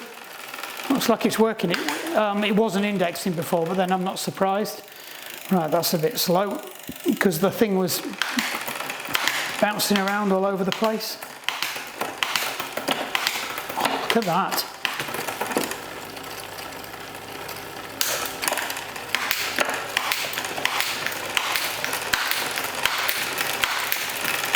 I'm getting used to this SRAM.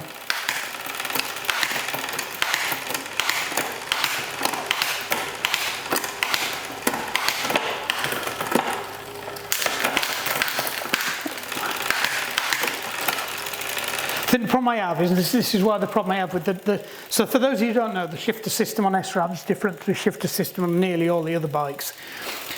It's got a double click mechanism, so if you want to make it go that way to an easier gear, you have to press it in until you get 2 clicks. It's called a double click system, right?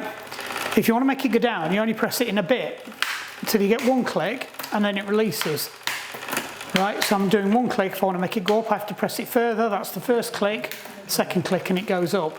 So it's a double click system. Fine, works really well, you get used to it and all that. Here's your problem, right?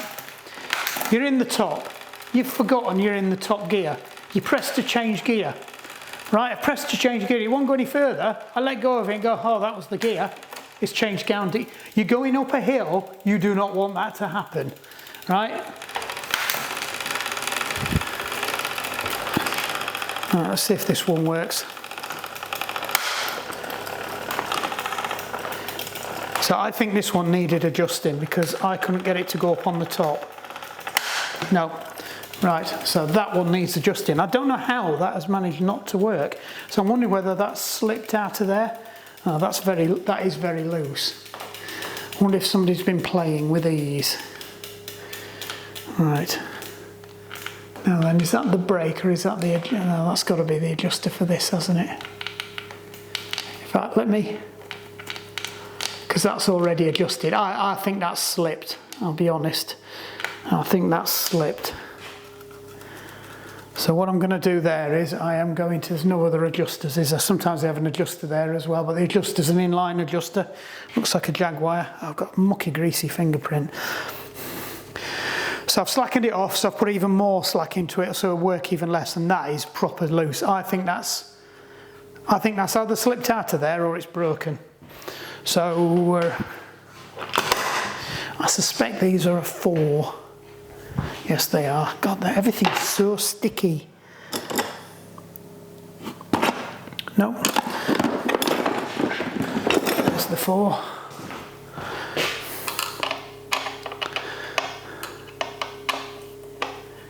Unless it's a Torx. I don't know. The light in here is terrible. Nope.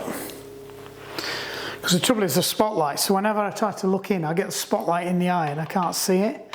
So I'm probably going to have to invest in some YouTuber lighting at some point. Oops. Oh, that wasn't supposed to happen. I'll stick another one of them on. Let me just slacken that off a bit more.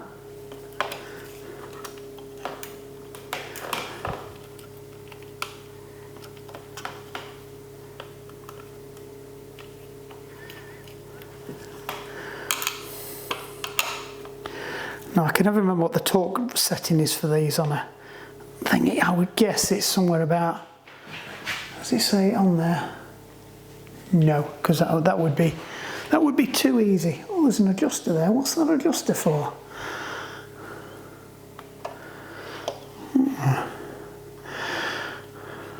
Right, never. Right, the low looks good. Let me just put a bit more on this. I think it's probably about 6. So I gave it 7 then.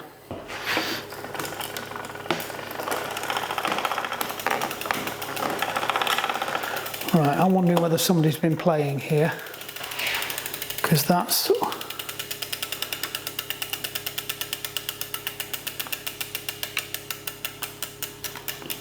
It's went off there. Oh no, that's right.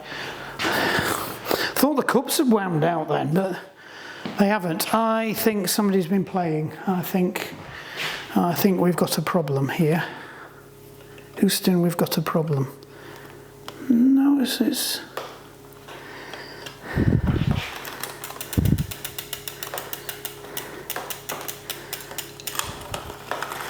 Alright, so we'll go up. It's just not...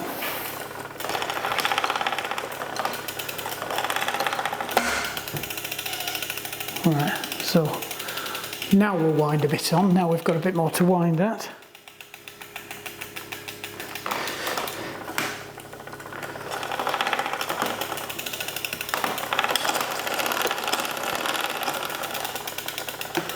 weird.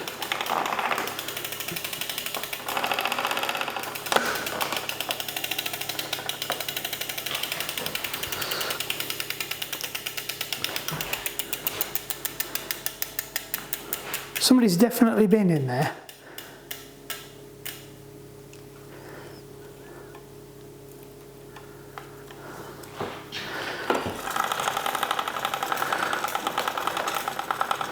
Right, so that's on the little one that's dragging, so I just need to adjust that so it stops that.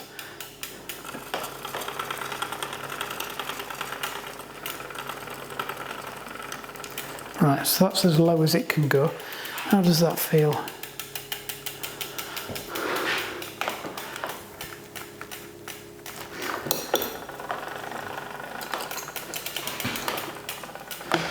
Right, so let's just take this down a bit. Right. Aha!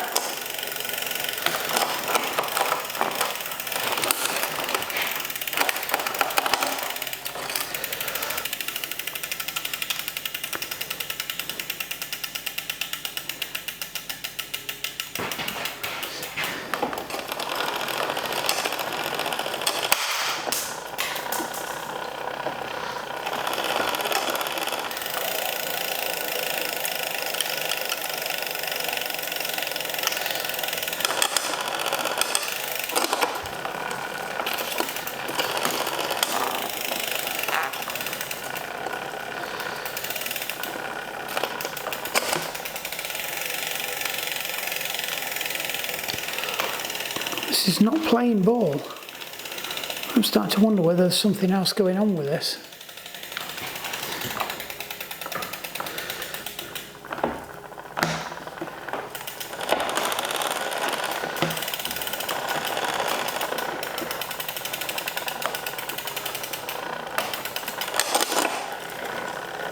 But it's not locking. Weird.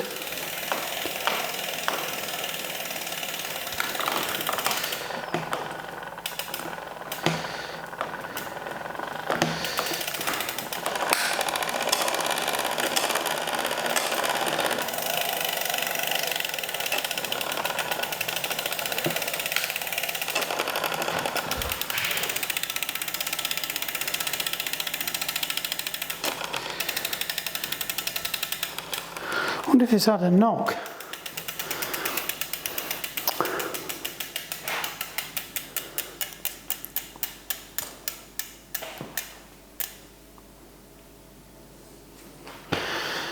Because that's not lifting it up.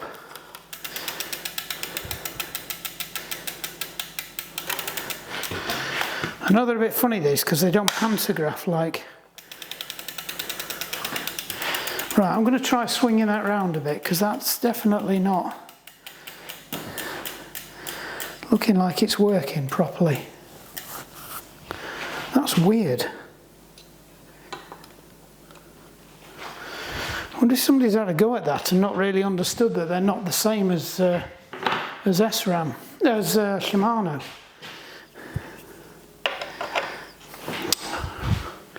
Forgot you've got to take this off first. So there's a little finger thing here that stops the chain from disappearing down. It has caused us some problems in the past.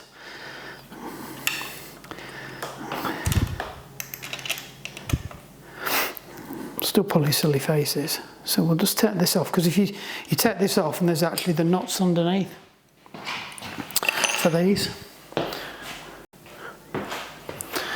So I'm going to try. I think I'll take some of the tension off first. Just check it's not indexed. So that feels very stiff.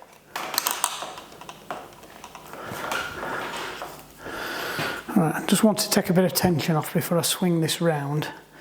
But I think that one needs to go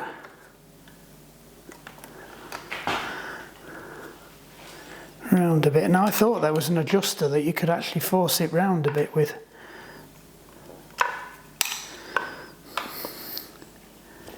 That it there.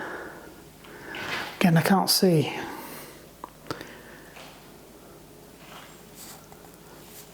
No, that's the thing that...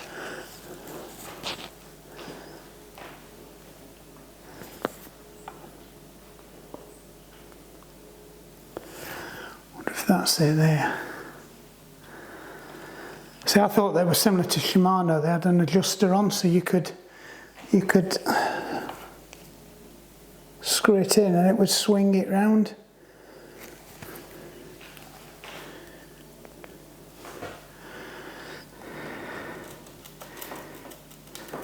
So it could be it's just dropped down as well, and that's why it's not picking it up properly.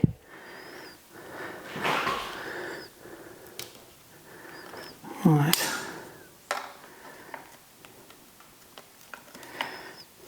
We'll try that, see if that's any better.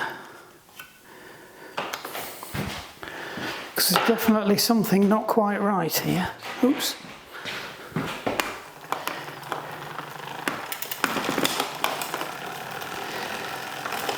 Yeah, it's not ratcheting.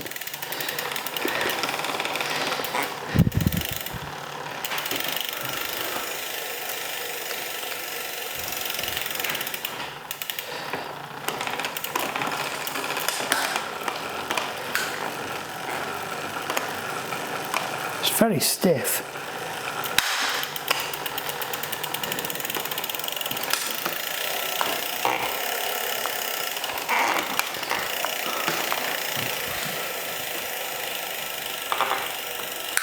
That's it.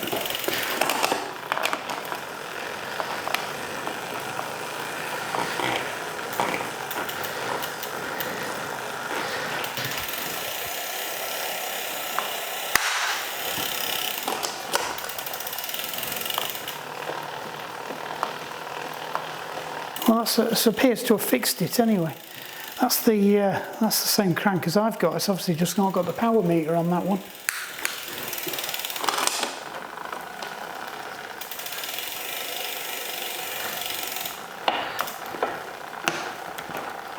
I think that was it. I think it's just moved.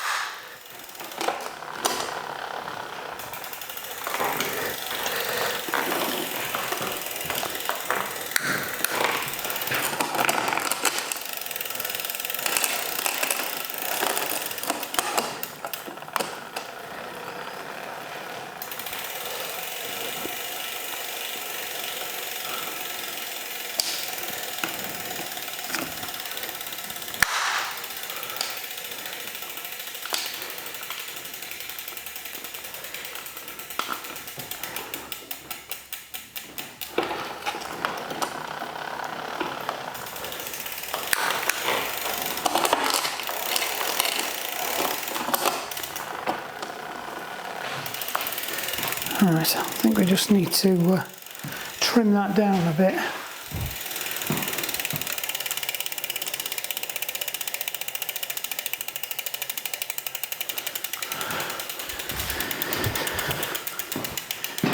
And then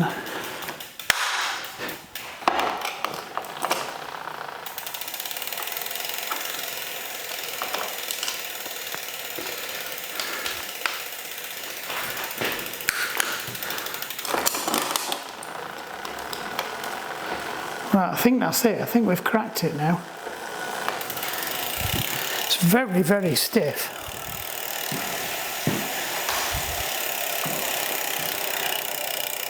Well, it's not this, because that does...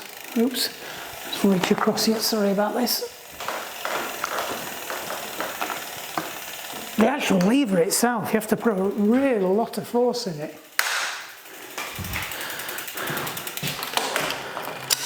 But this itself, that's okay.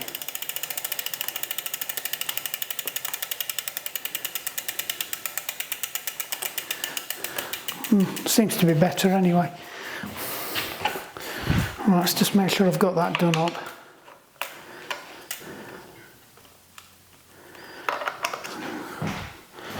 Not with that one. Not with that one, you won't. So,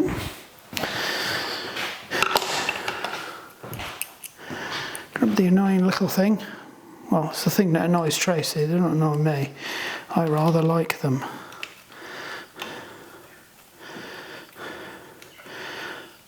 So the thing to do with these is just snug them up and then adjust that and then tighten them up. But that looks all right. It's probably easier when you're over the top of the bike and you're pushing on, but from where I'm doing it, it's not. It's just getting a bit easier.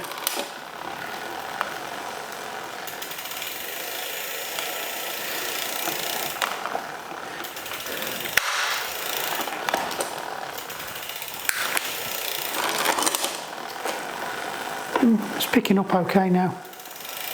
Just check it does it through all the gears.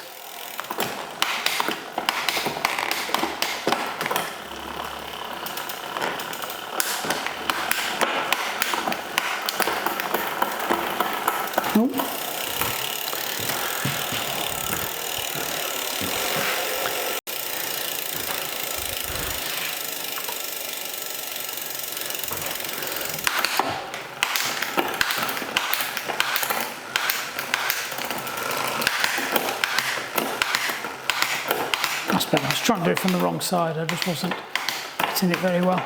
So you change it, you check it on both the big ring and the little ring, because so what we'll do now is when we go down there, we'll just check that it will still go onto the big ring from down there. I pulled it too far again, haven't I? That's it.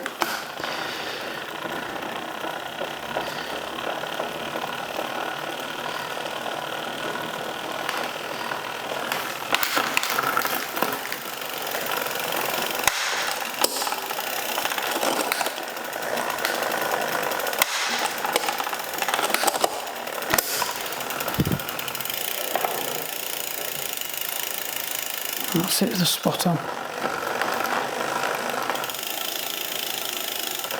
That runs really nice now. Right, I think we've cracked it. Finally, and you can just check. Oops, what we haven't done is put the quick release back down on the brakes and just check that. They work really well. Do you know the Shimano kits are not bad stuff? I haven't had to readjust them or anything. I've not had to adjust the thing. They're pinching evenly. Well, maybe not slightly off.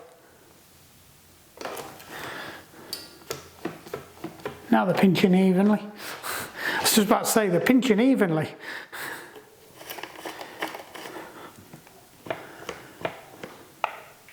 Still plenty of tread left on that front one.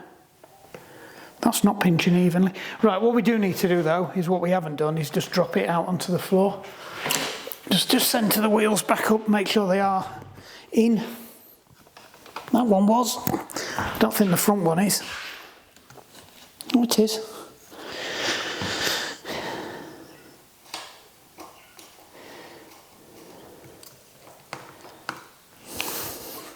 What was I saying about they were really well centred?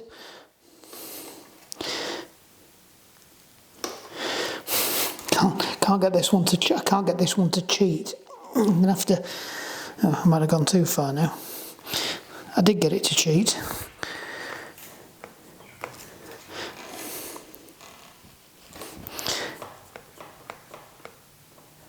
That's it.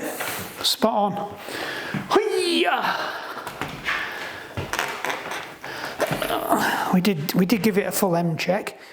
Yep, everything's good. Just give it another once over. Check the bearings are okay. They're spot on. So even that bearing that I thought had a little bit of play in it, they're fine. So that's working really well. Really pleased with that.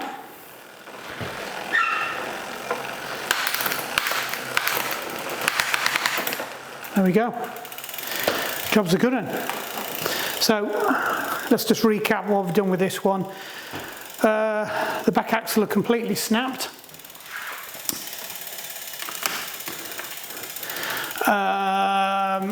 The Freehub hub, so we've replaced the Freehub once we extricated all the bits. We've replaced the outer and the inner, the left and the right hand wheel bearings, and replaced the freewheel hub. We have put a new set of brake pads on, we put a new back tyre on, we pumped it up, all looks good. We've checked the brakes on that, we've greased everything up there, we've reset the indexing because that was all over the place, and I'm completely not sure what happened there, but we appear to have fixed it. I'm not an expert on SRAM. I might have to acquire a bike. So one of the bikes I've been looking at as a possible replacement for dead reg is another Reggie. Next size up frame, which it's not going to make that much difference. I'm right on the middle of a small and medium anyway with the Planet X sizing on that bike, and you can see I've got the saddle up quite high on that, and it was up a bit higher than that, and I actually think it felt more comfortable with it up higher. So we'll have a look at that, but that comes with an SRAM Force group set on it. So we'll see how we go with that. I may or may not get that one because I also got my eye on because that's 800 quid, but it's got a £500 set of wheels with it and a spare wheel that comes with it, and I don't need the wheels. I've got my Campags to run on it. I don't want to run carbons on that, so I could buy that, sell the wheels for a couple hundred quid. And then I can sell the group set off one of the bikes and just make one bike out of two, and then all the spare bits sell them. But I would probably keep the SRAM because that Ultra group set on there, even though it is an R8000 group set, the shifters aren't and the brake levers aren't. So it's kind of a half between a 6800 and an R8000 if you know your SRAM model types. So part of it's current. It has got the long derailleur on it, and that depends on whether the other one's got the long derailleur on it, and I can have the big 34 cog because I do use it as a winter bike and I also use it for my hill climbing bike, and it's just a nice frame. Now the alternative one I've seen a TCR disc. I think it's a P1 Pro, Advanced Pro 1, Advanced P1, and it's a reasonable price. And then that's getting into a completely different league then, because then I can just sell all the components off that bike. That comes with a Shimano R8000 on it anyway. So what I'd do is I'd just pull the crank, put my crank on it, and then sell it. And I've got another spare crank as well off the Giant, the other Giant. So I'm kind of moving into Giant, to be honest, which is where my head's going, instead of buying another one of them bikes, which I've already had issues with, even though it makes perfect sense because I'm going to get the frame for nothing effectively. I'm going to buy the bike and then sell all the parts, and what I sell the parts for will cover the cost of the bike. But for an extra £100, I can get a Giant TCR, which is the bike I wanted to run for my winter bike because it's an excellent hill climbing bike, and I still need to put that on there before we forget. And I've just filled the pot full of crap. So we'll just... Oh, get that straight out. So we can give Tracy a ring, we can get this off out the way. So all I need to do now is, I've got another two of her bikes that are up in the garage. They're the two mountain bikes. One's her husband's, they've just bought that, and that had been abandoned outside for God knows how long. So we've got to see if we can resurrect that. Back wheel bearing's gone on that. So that's going to be a fun and games, covered up to my eyeballs in flipping oil, the usual. Where did I put the...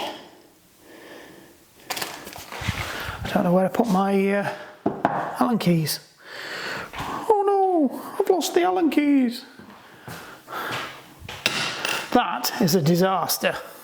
I thought I put them down there. Anyway, right, enough waffling. Hope that was useful. Don't forget, comments in the stuff at the bottom. Like, subscribe. It doesn't take a moment of your time to do it, so just click, make me happy. I'll do more content. And then, let me know what you want. I've got machines to do as well. I've got some motors that need servicing. I've got a couple of lawnmowers that need doing, musty style. And some of them have got some interesting things wrong with them. I've got about 6 mowers that are all the same, and they've all got different things wrong with them, and we need to get shot of them next year. We were supposed to do it this year, haven't had time because of the training for Outlaw. So next year end of winter, after Christmas, my job is to get them done, get them ready so that they can be sold as soon as it starts warming up and people start cutting the grass, and then we'll send them on their way. I've just noticed the other person put the never with the sticker, so it's not just me as being anal this time.